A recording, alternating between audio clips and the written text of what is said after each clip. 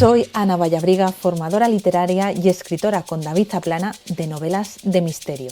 Bienvenidos a mi podcast. Cada domingo abordaré un tema relacionado con la literatura pasada y presente, dudas, géneros, libros de referencia, autores emblemáticos y temas de actualidad. Si eres escritor o lector, si quieres refrescar, profundizar o aprender, tienes una cita todos los domingos. Piensa que un mal día siempre se puede convertir en un día de libros. Comenzamos. Hoy comienzo una nueva etapa en el podcast. Hasta ahora era yo quien elegía los temas y hablaba sobre ellos, pero he pensado que es mucho más interesante hablar con verdaderos expertos, con escritores, con editoras, con aquellos que conforman el mundo editorial y aprender junto a vosotros lo que ellos tienen que aportar. Espero que os guste esta nueva etapa del podcast. Hoy está en un día de libros Antonio Parra Sanz, escritor de novela negra, profesor de literatura en un instituto público, organizador de Cartagena Negra y miembro del grupo promotor del premio Mandarache. Casi nada. Hola, ¿qué tal, Ana? ¿Cómo estás? Estábamos hablando de que es mi primera entrevista y que estoy un poco nerviosa, y eso que te lo he propuesto a ti, Antonio, porque tengo confianza contigo y me siento muy cómoda. Así que no quiero ni pensar si se lo hubiera dicho a otra persona. En primer lugar, ¿cómo estás llevando el confinamiento? Pues como podemos, la verdad es que es una situación compleja en todos los sentidos, emocionalmente, aparte del tema sanitario, que afortunadamente estamos bien todos en casa. Y bueno, pues lo llevamos de la mejor manera posible. Yo tengo que reconocer que la lectura me está salvando de muchísimas situaciones difíciles, una vez más. O sea que doy gracias por tener muchos libros y ahora tiempo para poder leer. Sí, desde luego que sí. La gente se está refugiando mucho en la literatura, pero parece que se avecinan malos tiempos para la literatura. Bueno, en cuanto a la difusión pública, desde luego, aunque yo creo que nos estamos reinventando a través de las redes sociales y de la tecnología, y eso siempre es bueno.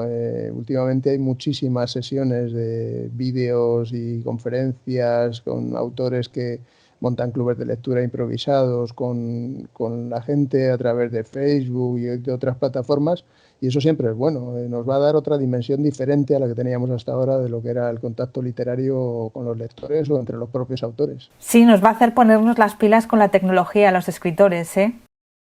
Hombre, eso por supuesto, pero el problema es que lo tenemos que hacer a salto de mata, pero tampoco viene mal porque, bueno, a lo mejor estábamos un poco acostumbrados a 3 o 4 cosas muy, muy básicas, y ahora pues estamos aprendiendo a utilizar y a explotar todos los recursos que tengamos a mano. Bueno, para quien no te conozca, yo he hecho una pequeña presentación, pero me gustaría que te presentaras tú. Bueno, pues lo has dicho ya prácticamente todo. Soy profesor de lengua y literatura desde hace ya más de 20 años, lector desde siempre y escritor también desde hace unos cuantos años. Crítico literario también en el diario La Verdad y en algunas otras revistas desde hace, pues no sé, 10 o 15 años. Y en el fondo, pues una persona que vive para la literatura. Me gusta muchísimo leer. Escribo de vez en cuando, quizá menos de lo que... No sé si debería, no quiero usar el verbo deber, pero la lectura está presente en mi vida desde el primer momento del día hasta el último. Con todas estas facetas que desarrollas, es verdad que no había nombrado yo la de crítico literario, pero ¿con cuál de ellas te identificas más? Pues es complicado. Ahora, después de 3 semanas de confinamiento, te aseguro que me identifico más con la de lector, porque es la que más satisfacciones me está dando. Como ya te he dicho antes, la lectura me está salvando en situaciones difíciles en estos momentos, y eso lo agradezco mucho. Después, quizá la de profesor, porque la vida y el trabajo en el aula pues la llevo bastante dentro y son muy gratificantes para mí.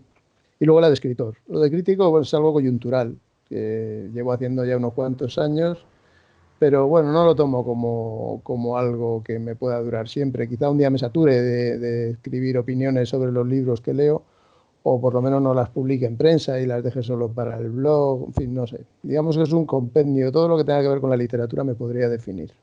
¿Y cómo empezó esta pasión tuya por la literatura?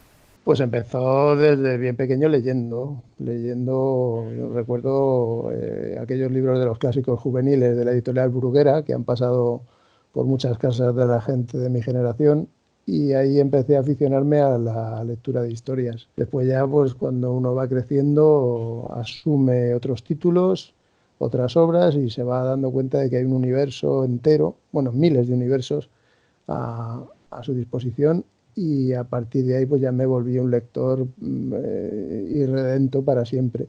Y ya te digo, yo podré dejar de escribir, me imagino, hay temporadas en las que no escribo, pero no puedo pasar un día sin leer, no entra en mi naturaleza, no entra en mi cabeza dejar de leer durante un día, eso no puedo hacerlo. Ahora que recuerdas esta juventud tuya, ¿qué diferencias ves entre los jóvenes de hoy en día, con los que tienes mucho contacto porque impartes clases en un instituto, y con la juventud tuya? Bueno, yo lo primero que haría sería romper el tópico ese de que los jóvenes no leen, porque yo creo que sí leen mucho más de lo que creemos. Lo que pasa es que tienen muchas formas de leer y muchas plataformas y diferentes accesos a esa lectura, cosa que nosotros no teníamos. Nosotros teníamos los libros que había por casa, que en mi caso no eran muchos, o después una biblioteca municipal o la biblioteca del instituto donde estudiaba. Ellos tienen ahora internet y una serie de tecnologías que les ofrecen una panorámica lectora brutal, enorme. Y yo creo que sí que la aprovechan. Lo que pasa es que quizás no leen en el sentido clásico que nosotros tenemos de la lectura, o no participan del circuito de lectura en papel, que es un poco el que ha estado siempre más controlado y más estabilizado. Pero yo sí creo que leen. Ya te digo, la principal diferencia con nosotros, para bien de ellos, es la amplitud de medios que tienen, que ya lo hubiéramos querido nosotros. Yo por lo menos ya lo hubiera querido a su edad, desde luego. Entonces, en tu casa no había mucha tradición lectora. No, yo no puedo decir que mi casa fuera una cuna de lectores porque no era así. Y mira que mi padre trabajaba de impresor, mi padre trabajaba como impresor, es decir, imprimía libros, entre otras cosas. Pero no era una casa en la que hubiera muchos libros. Poco a poco, tanto mi hermana como yo fuimos incorporando pues, peticiones siempre en Reyes, cumpleaños y demás, pues pedíamos algún libro. Y luego ya con el tiempo, cuando empecé a estudiar filología, sí fui incorporando ya una biblioteca propia. Pero le sacábamos el jugo a los libros que teníamos. Yo también leía muchos tebeos, leía cómics. Y recuerdo quizá que a lo mejor lo que a mí me impulsó ya a leer muchísimo más fue una enfermedad.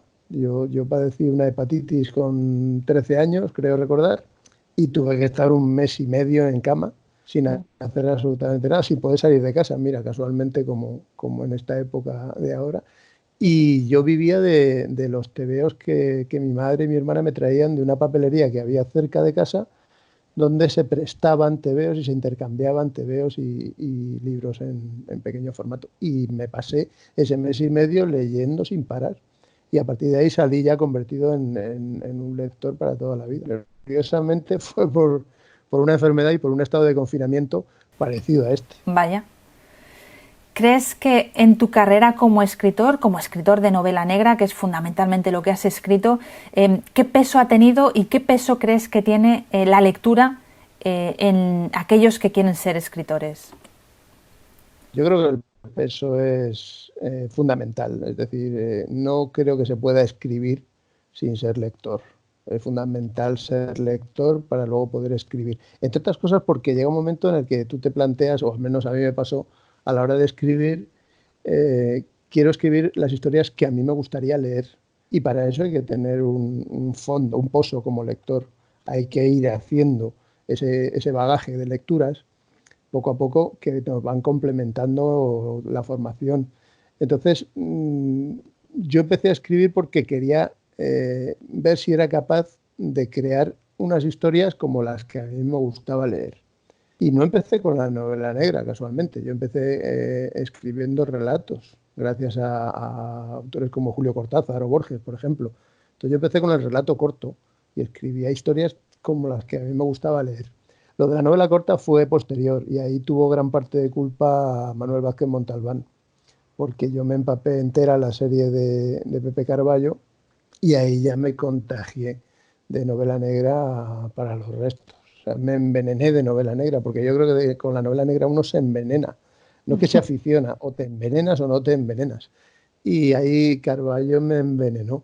Y hasta hoy, entonces empecé a pensar, bueno, ¿y si yo sería capaz de escribir una historia negra, una novela negra? Y ahí empezaron mis primeros intentos con la novela negra. Y hasta hoy. ¿Pero eso fue antes o después de estudiar filología?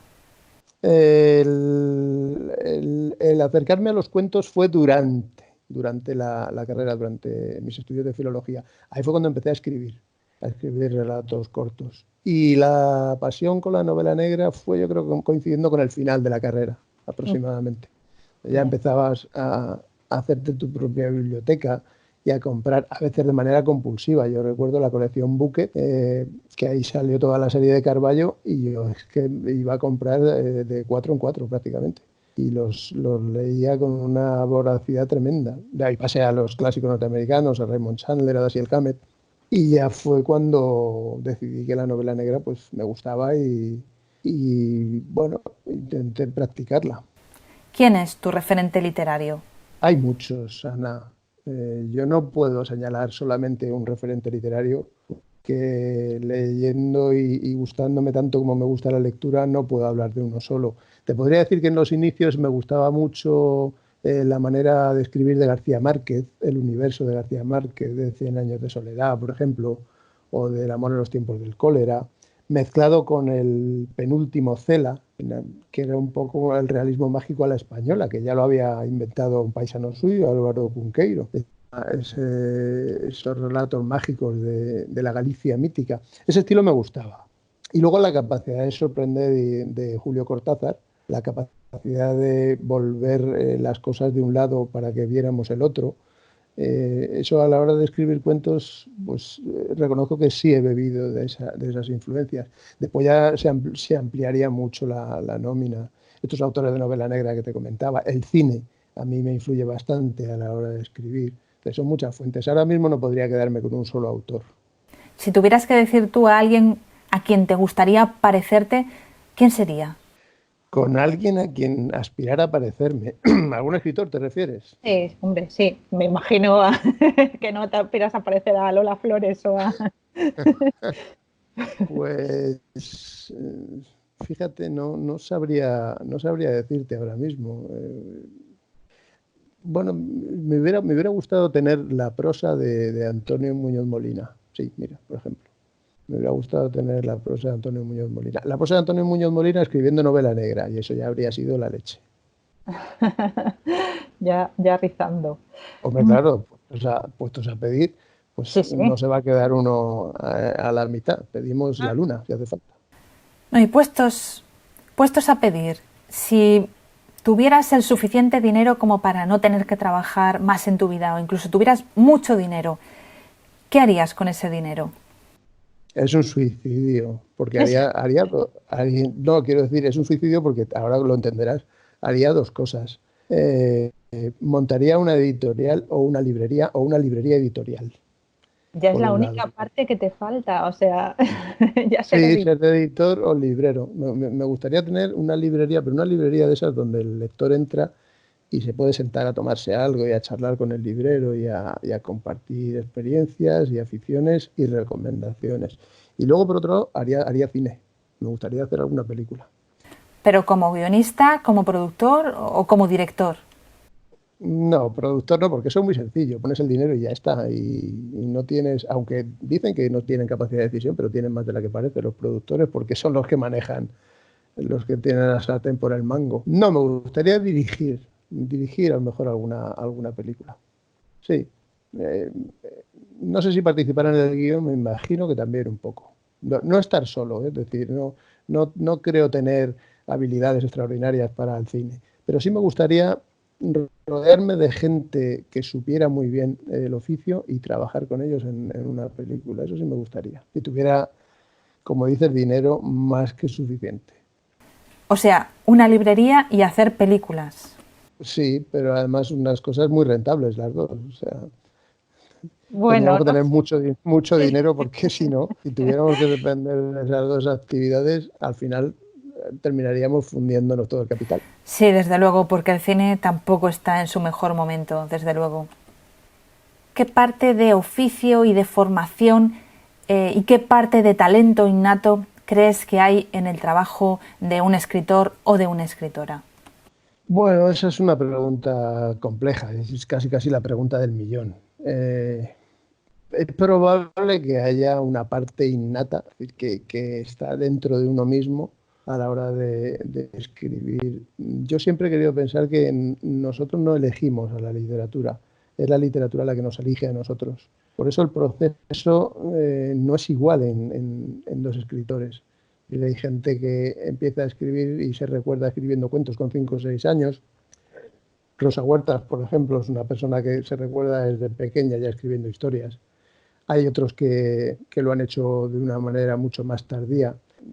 Esa parte innata la decide el destino o la propia literatura. Y luego el oficio, hombre, está claro que el oficio viene de la lectura. O sea, yo no me puedo creer que haya un escritor que presuma, como hay algunos por ahí, que dicen ticas, butats. No, yo no leo a nadie vivo, no leo a nadie de mi generación, leo muy poco, solo los clásicos. No creo que restringiendo la lectura uno pueda formarse y tener la técnica suficiente como para escribir bien.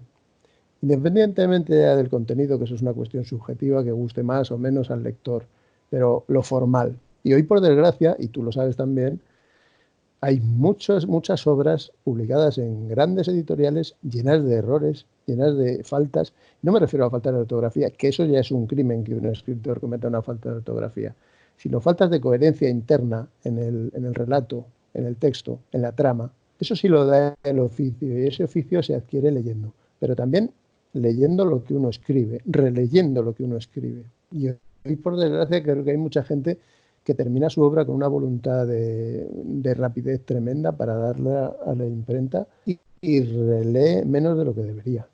Volviendo al tema de las editoriales, ¿no crees que ahora que ha fallecido el que ha sido uno de los grandes editores en España, Carlos Puyol, ¿no crees que la figura del editor ya no tiene tanta importancia como antes? Y quizás por eso encontramos esos errores que tú comentabas de coherencia interna o de gramática en los libros.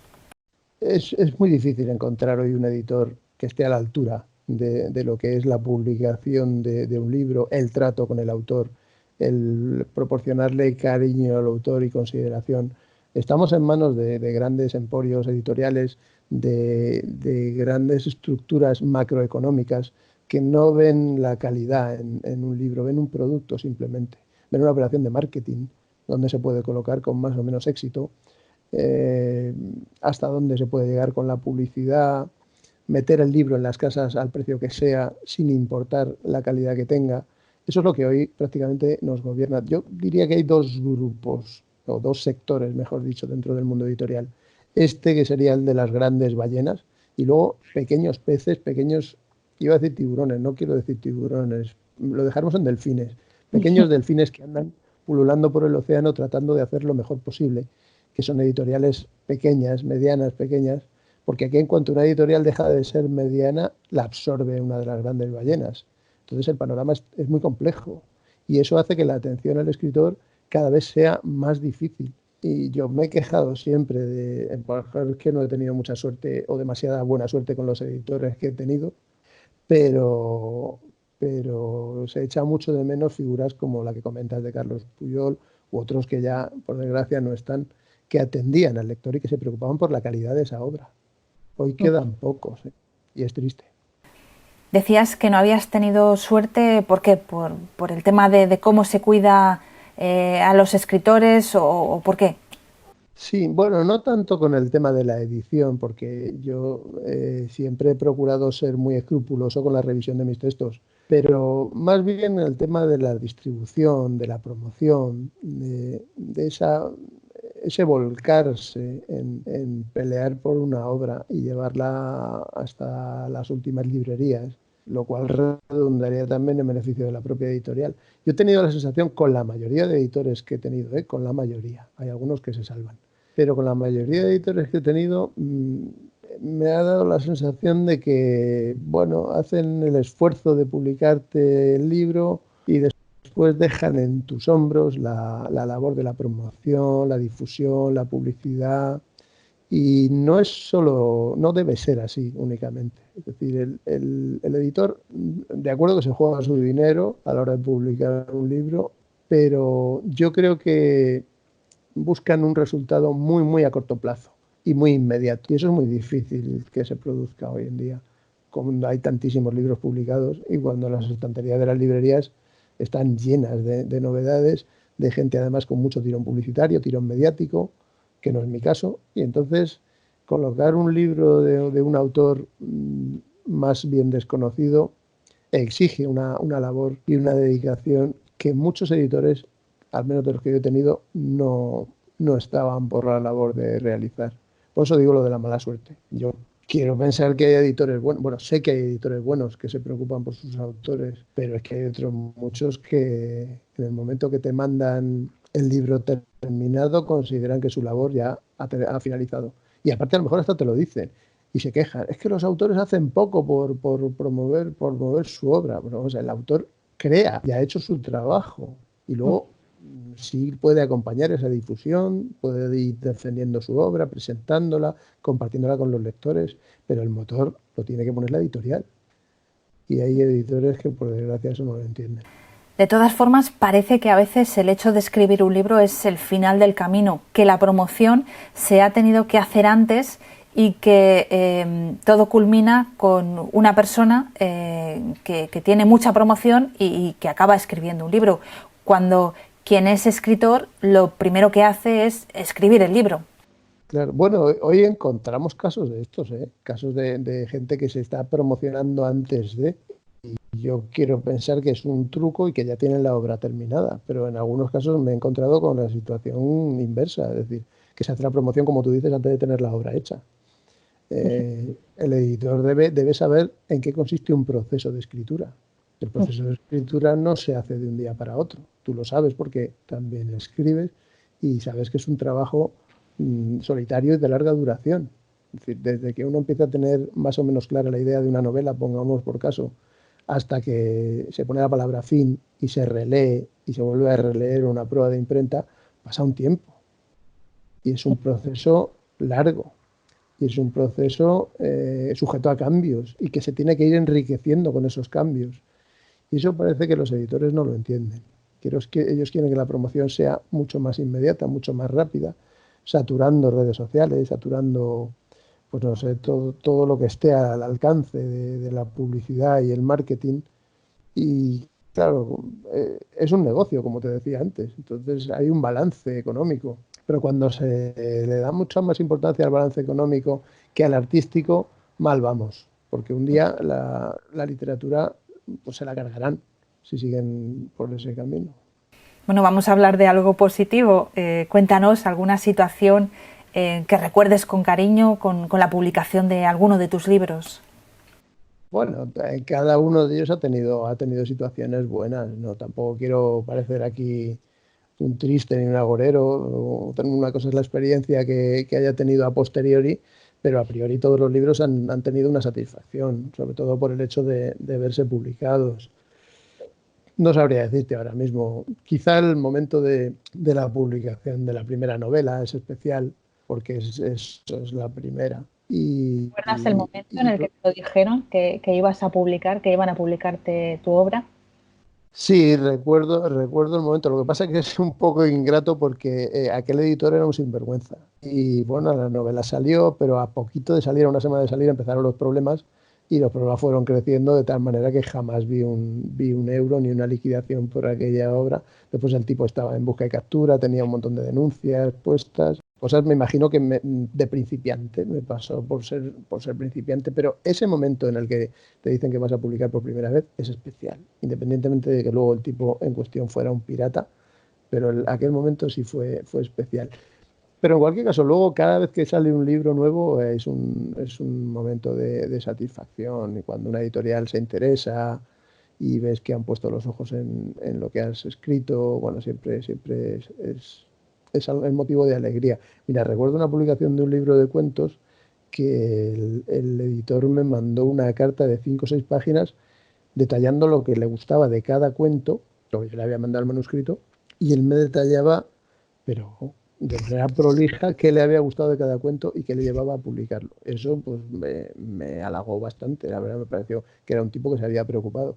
Luego, bueno, la publicación salió, la promoción empezó a fallar, ya te digo, si es que parece que hay muchas editoriales que rehuyen ese tema de la promoción y la distribución. Pero aquella carta pues sí que la conservo porque me parecía una muestra de un cierto interés editorial por parte de una persona que se preocupaba por lo que había leído.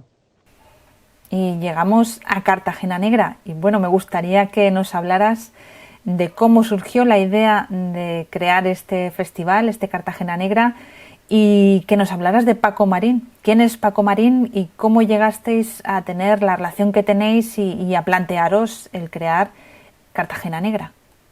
Sí, bueno, Paco es un ser inquieto, yo le llamo agitador cultural y no sé si le gusta mucho o poco, agitador literario, porque es un lector tremendamente voraz y es un hombre muy preocupado por la difusión de la literatura, fundamentalmente en Cartagena. Nos conocimos hace ya unos cuantos años cuando él llevaba un programa en Telecartagena donde entrevistaba cada semana o cada 2 semanas entrevistaban a un escritor y a mí me llamaron una vez para hacerme una entrevista y a partir de ahí nos conocimos y empezamos a vernos con cierta frecuencia. Y luego él siempre tenía un sueño que era montar un congreso de literatura en Cartagena, algo así muy grandilocuente, al hilo de una cosa que se hacía en Toledo hace unos cuantos años, donde los autores paseaban por la calle y tenían conversaciones en la misma calle con los lectores. Y él quería hacer algo parecido. Y entonces, bueno, pues primero hicimos el ELAC, el Encuentro Literario de Autores en Cartagena, que llevaría 8 ediciones si hubiéramos podido celebrar este mes de abril la octava, que no va a ser posible, la hemos tenido que aplazar, lógicamente. Y poco a poco pues surgió la idea de montar algo de literatura negra. A mí me gusta mucho la literatura negra, como sabes, y a él también. Entonces hablamos con Santiago Álvarez, que es uno de los comisarios de Valencia Negra, y le preguntamos a ver cómo podíamos hacerlo, pero con idea de montarlo con un año de anticipación. Y me acuerdo que pues prácticamente como estas fechas, en Semana Santa, apareció Santiago por aquí, por Cartagena, quedamos a tomar un café y nos dijo, no, tenéis que hacerlo ya y tenéis que hacerlo en septiembre, porque no hay fecha para hacer un nuevo festival de novela negra en España. Nos quedamos, pues eso, con los ojos como platos. Pero realmente era cierto. Hay tal cantidad de festivales negros en España, y de esto te hablo hace 5 años, ahora hay muchos más. Y la única fecha que quedaba disponible era la de 1 de septiembre. Entonces agarramos esa fecha y tratamos de montar un mini festival, porque la primera edición solo tuvo 2 jornadas. Contactamos con el ayuntamiento respondió y a partir de ahí empezamos a crear lo que hoy es uno de los festivales, uno de los, dicen, más importantes, 5 o 6 festivales más importantes de novela negra de España. Te digo dicen porque no es cosa nuestra, ha habido por ahí un estudio, no sé qué periódico hizo y señaló los 6 más importantes y entre esos 6 estábamos nosotros, junto con Barcelona, Getafe, Valencia, Gijón, por supuesto, que es el padre de todos. En cuatro años estábamos metidos ahí entre los 6 más importantes de España.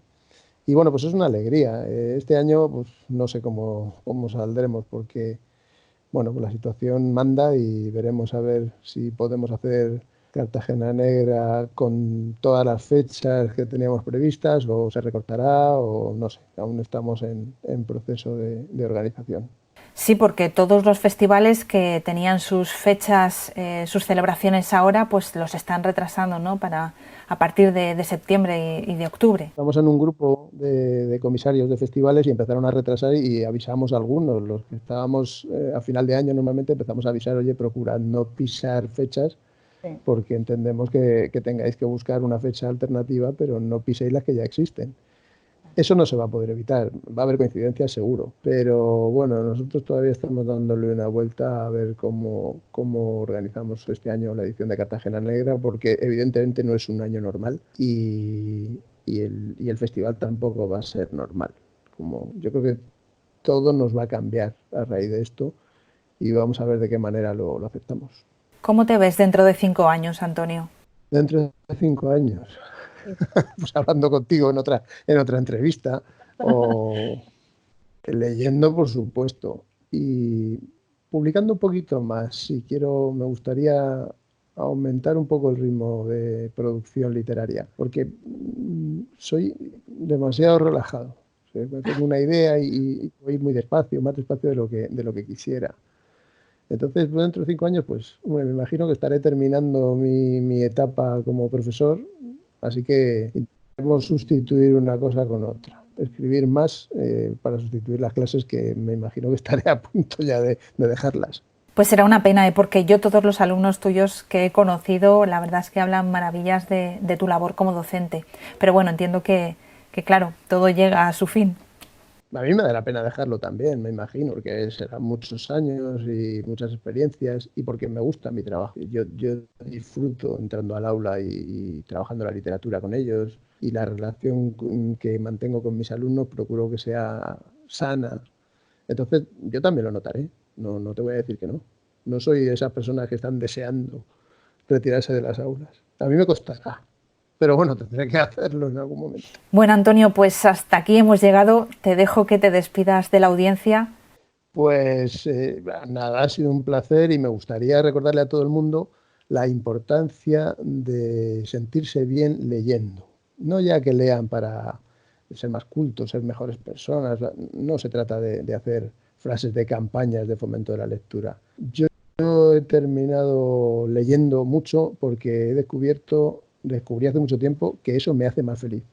Entonces recomiendo a todo el mundo que lea para sentirse mejor y que lea, obviamente, aquello que le haga sentirse mejor. Entonces, esta etapa en la que estamos pasando, pues quizá es una puerta abierta a la lectura que mucha gente debería aprovechar. En otros momentos, pues no leen por falta de tiempo, porque están haciendo otras actividades. Pues ahora es un buen momento para volver los ojos a la lectura y darle una oportunidad si nos la habían dado antes. Muy bien, me parece un consejo estupendo. ¿Dónde pueden encontrarte en redes? Pues en Facebook, en Twitter y en Instagram. En Twitter es @parrasanz. En Facebook pues sí, meten Antonio Parra, y en Instagram igual, Antonio Parra también. Pues muchísimas gracias, Antonio, por haber compartido este Día de Libros con nosotros. Pero nada, un placer.